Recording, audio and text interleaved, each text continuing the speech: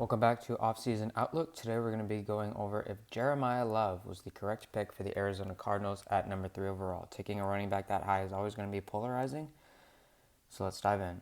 First off, the Cardinals in 2025 utilized the rushing game the least out of anyone in the NFL. They were dead last in rushing play percentage at just over 34%. They were dead last in rushes a game at 21.5. They were 31st in rushing yards a game at 93.1, and they were 28th in rushing touchdowns a game at 0.5. That is not where NFL offenses are trending towards. We know how important it is to manage the run. We know that with the proliferation of more air raid offenses to defend against those pass-focused offenses, defensive players over the years had to become faster, lighter, less physically imposing. Linebackers got smaller. So coaches are now exploiting that weakness, running against defenses more accustomed to playing the deep ball than the run. Mike LaFleur, the new Arizona Cardinals head coach, knows about this, knows a lot about this in his time with the Rams.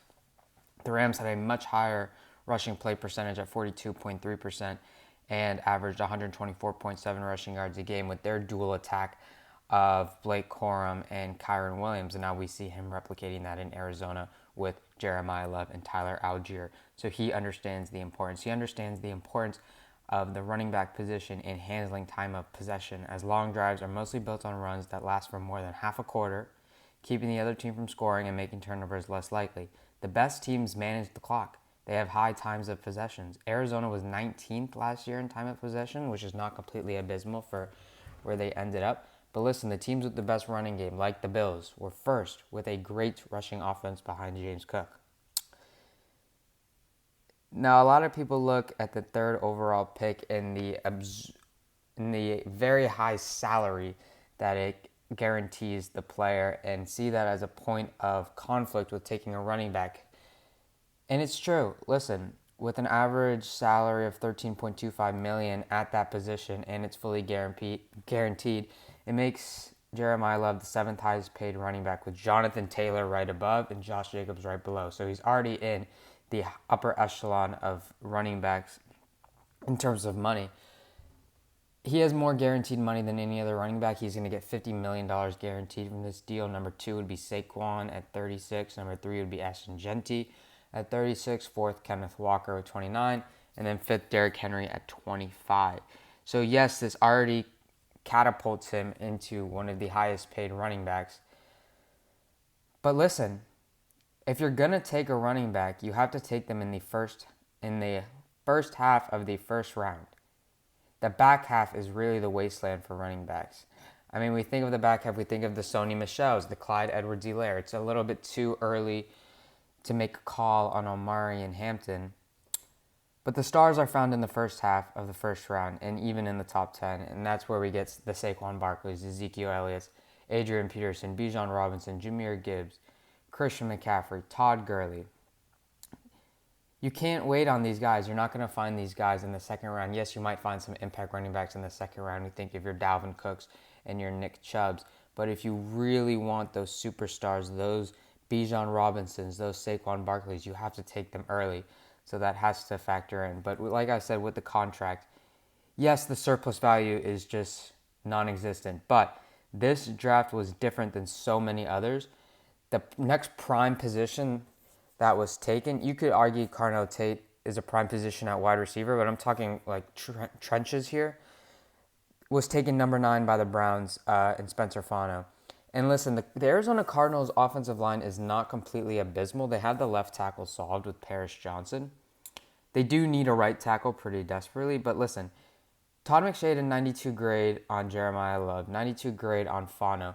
Fano has pretty short arms, and we saw how that impacted Will Campbell. I'm not saying that that's a determining factor for his entire career. I'm just saying he has 32 and 1/8 inch arms. There is a possibility that Spencer Fano ends up being a guard. So if you're the Arizona Cardinals, and this is the same with Francis Mariano. So if you're the Arizona Cardinals, are you really going to take a chance on a player that might end up being a guard, which is also not a prime position? Or are you going to take the surefire running back who you know is going to be awesome for you? The Arizona Cardinals were also able to draft Chase Besantis, and yes, he is a guard, at 34 overall. But let's say Spencer Fano becomes a guard.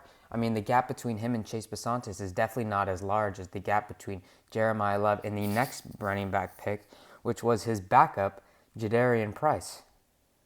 So in this draft, that surplus value, that gap gets a lot closer than it might be in other drafts where there is a surefire player of a prime position like a Myles Garrett. But that's just not the case in this draft.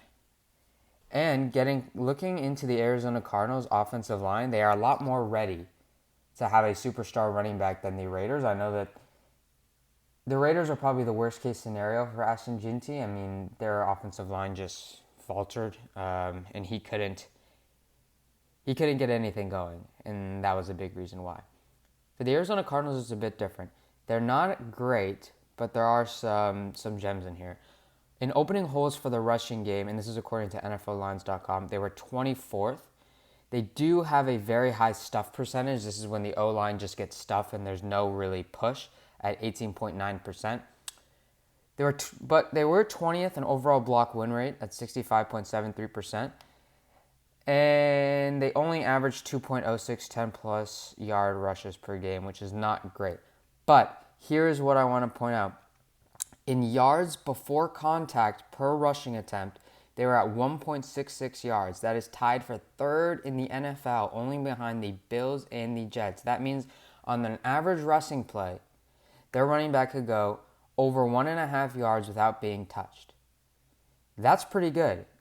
And considering they drafted Chase Besantis, they signed Elijah Wilkinson, they signed Isaac Salamalu, all three respectable run blockers, and they're taking in the best running back in the draft, a truly special prospect in Jeremiyah Love, who had one fumble on 495 career touches, a 4.2% career pressure rate allowed in pass protection, so he's not just going to be doing it for you on the ground. He had back-to-back years averaging almost 7 yards per carry. He averages almost 28 catches per year, 35 rushing touchdowns over the last couple years. We've seen how elusive he is, how he can break tackles, and a 4.36 speed. You best believe if you're going to give him some yards before contact, what is he going to be able to do after it? Also, if you're the Arizona Cardinals, you're looking towards 2027, and you're looking towards the quarterback of the future. I know they drafted Carson Beck at the top of the third round. The chances of him being your franchise guy are the chances of an asteroid hitting the earth tomorrow, okay? They are going to be looking for a quarterback in 2027, and Jeremiyah Love is another weapon in really a war chest for them. I mean, they got Michael Wilson, who really turned it on at the end of last season, Trey McBride, who very well may be the best tight end in the NFL, Marvin Harrison Jr., who I can only imagine is going to have a lot of an easier time getting through NFL defenses if they know that the Arizona Cardinals are not passing it on every single play. I mean, like I said, in 2025, they were dead last in rushing play percentage, which means they were first in passing play percentage. Teams knew what they were doing. They knew how to cover. Adding Jeremiyah Love to the backfield is going to open it up for everybody else. And Marvin Harrison Jr. is going to have a much easier time getting separation, getting open, reaching his full potential. That's a lot of weapons for bringing in a quarterback, whether that's a Dante Moore, an Arch Manning, a Lenora Sellers. Whatever it may be, the Arizona Cardinals are locked and loaded. They are ready. Listen, if David Bailey was available at 3, yes, he would probably be the pick just because he's the number one edge, and number one edges get paid so much more than running backs, so the surplus value would be so much higher, and they don't really hit free agency that often. But looking at the offensive line, there wasn't really that player that was available, and they were not going to take Carnell Tate. They already have some great receivers, some great pass catchers. They could have gone Arvo Reese. I would say that would be what most people would have advised. But listen, they have such a bad experience with these hybrid players, these cyborg players. I mean, you think of Zaven Collins, you think of Isaiah Simmons. They've really just never worked out for them. I think in this draft especially, the Cardinals made the right decision. Next year, if you were to push Jeremiyah Love into the next year's draft and they did the same thing, I think it would be highly questionable. But listen, I think just the nature of the draft, the nature of the running back resurgence, what Matt LaFleur wants to do with the offense, what their offense looked like last year, looking towards the future for their quarterback, I think they made the right decision. This has been Offseason Outlook. Thank you very much.